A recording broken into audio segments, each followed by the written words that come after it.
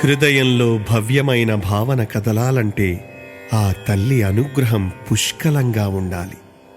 ఆ భావన పలుకుగా రూపందిద్దుకుని నాలుకపై నాట్యమాడాలంటే ఆ అమ్మ చల్లని చూపు జాలువారాలి. అందున పలుకబోయేది భాగవతం.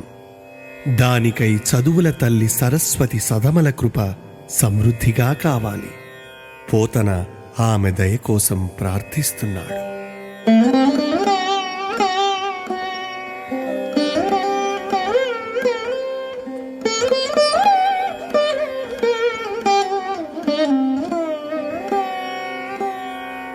క్షోణితలంబునెన్నుదురు సోకగ మ్రొక్కిను తింతు సైకత శ్రోణికి చెంచరీకచయ సుందరవేణికి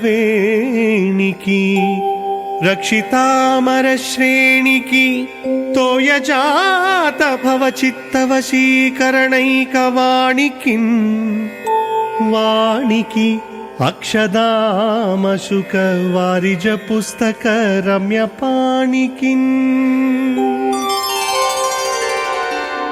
నా విశాలమైన పాలభాగం నేలకు చక్కగా తాకించి తల్లికి మ్రొక్కుతాను. నోరారా ఆ సరస్వతీమాతను పలుకులతో కొనియాడతాను.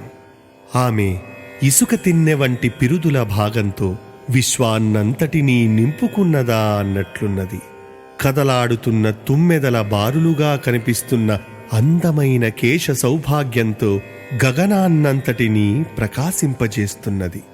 అందరినీ ఆనందపరిచే అమర గుణాలతో అలరారే ఉత్తములను కాపాడుతూ ఉంటుంది.